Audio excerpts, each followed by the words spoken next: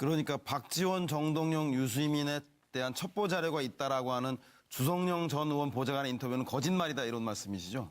뭐 그거는 그쪽에서 그렇게 얘기했으니까 저는 그러면 사실이 아닙니다. 그런데 왜 이렇게 그 박주원 최고께서 당의 호남계 의원 중진들의 음모라고 얘기를 하셨잖아요. 네. 근데 이 음모를 이야기하기 전에 우선 실제 15일 당무위원회에서 주성영 의원과 나눈 녹취록을 공개하겠다고 그러셨죠.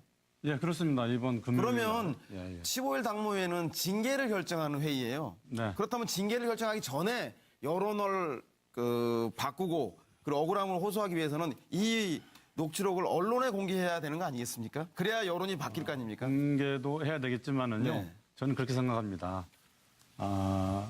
녹취록 아닙니까? 이것을 방송에서 함부로 하는 것보다는 당무위원회에서 지금까지도 단 한 번도 제 의견을 표시한 적이 없습니다.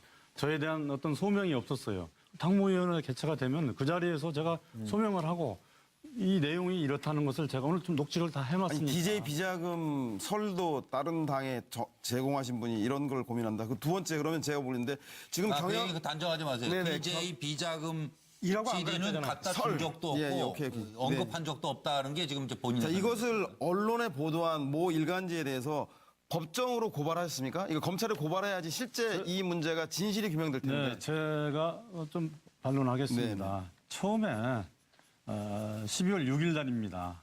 그 언론의 모 기자가 저한테 이렇게 문자가 왔습니다. 진실을 말씀해 주시면 박 최고위원님이 기사에 드러나지 않도록 하겠습니다.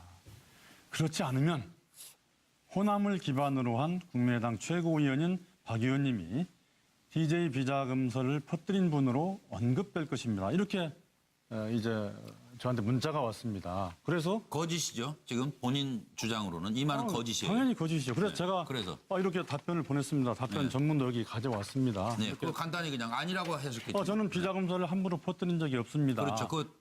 지금 그런 이야기를 할 때도 아니고 네. 세월이 흘러 기억도 없습니다. 예. 그리고 아시다시피 저는 수사관 출신입니다. 예. 제가 알면 얼마나 알겠습니까? 물어보시려면은 예. 당시 비자금 사건을 덮은 검찰총장님한테 한번 물어보라는 취지로 답을 보냈어요. 그러니까 나는 관련이 없는 사람이다. 그럼요. 네. 그런데 보도가 나왔어요, 그냥. 아니 보도가 나온 게 아니고 그래서 제가 이건 있을 수 없는 일이다 안 된다. 예. 그래서 전화도 통화도 했습니다. 그랬더니 네. 저한테 또다시 무슨 문자가 왔느냐면은 예. 이렇게 보도를 하겠습니다라고 저한테 이제 와서 그럼 어떤 보도를 할 거냐 했더니 이렇게 보도를 하겠다. 예. 이건 보세요. 예. 7일 전직 사정당국 관계자는 라고 내용 이렇게 취재원을 하면서 그렇게 밝히고 이렇게 예. 밝히고 보도하겠다고 저한테 문자가 왔어요. 그리고 이제 소설 썼다 이 말씀이시네요. 이래서 대화 소설이라는 겁니다. 아니, 대화 소설이냐? 그러니까 최고위원님 그렇기 때문에 그 언론하고 그 기사를 쓴 기자에 대해서 법정 대응을 하셨냐고. 아니 그러니까요. 네. 제가 이제 제 얘기도 들으셔야죠. 네네. 법정 대응이라는 게 막 금방 뭐 고소를 하거나 고발하거나 해서 되겠습니까? 정확한 내용을 알고 그 다음 한번 내용을 들어보세요. 그 다음 날 보도가 이렇게 됐습니다. 그 전직 그 사정 당국자라고 이렇게 전날은 저한테 이렇게 관계자. 보내놓고 네. 그 다음 날은 현직 사정 당국자가 이렇게 한 기억씨라고 아주 특정까지 해가지고 예. 김씨인지 강씨인지는 제가 모르겠습니다만은 이렇게 보도를 함으로써 예. 이 전날 저한테 주었던 내용과 그 다음 날 보도한 내용을 비교하면은 예. 이거는 팩트가 다릅니다. 그러니까 이제 현직에 있는 네. 아니 그러니까 저는 처음에 오해를 했습니다. 그거는 지금 중요한 게 아니에요. 사실은 대검찰청이 뭐냐면 왜 중요한 게 아니고요. 아니, 이게 중요한 그거는 얘기입니다. 의혹에 대해서 보도는 할 수 있는 거죠, 저 서 변호사. 그렇죠? 그러니까 제 질문할 때마다 자꾸 이렇게 송지현 앵커께서 다른 말을 하셔갖고 제가 뭐 박지원 최고위원에게 날카로운 비수 같은 질문을 할 게 아닌데 덕분에 심. 박지원 최고께서 이게 현대 대북 송금 시리든 간에 이런 비자금 자체가 아주 부당하고 부정한 것이라는 생각하시는 거죠. 저는 그 잘못된 거 무기명 양도성 예금 증사가 네. 돌아다니는 것 자체가 저는 그런데 분명히 DJ 측근들이라고 얘기를 들으셨다 그러고 지금도 심정을 이렇게 갖고 계시는 거잖아요. 자, 분명히 그러면 아니고요. 네. 그건 뭐 이제 나중에 네네네. 뭐 여러 가지 단계를 거쳐서 국민의당은 전부는 아니지만 그 김대중의 측근들 중에 일부 사람들이 참여해서 만든 정당입니다. 네네. 그 정당에 박지원 최고가 참여하셨어요. 소위 말해서 그런 문제가 많은 정당에 그 국민의당을 선택하신 이유는 뭐죠? 저는 안철수 대표님의 그 깨끗함, 순수함을 보고 왔습니다. 그 안철수 대표 아, 지금 말고 문제가 많은 나머지 정당이라고 그랬어요? 아니 말씀하신 대로 그거는 저 서영호 소장 생각이니까. 그러니까 DJ 측근들 중에서 즉 비자금과 관련돼 있는 사람들도 포함된 정당을 선택하셨는데 그 중에 그러니까. 당 대표만 보고 참여하셨다. 아니 처음에- DJ 정신 처음에 네. 이제 들어올 때요.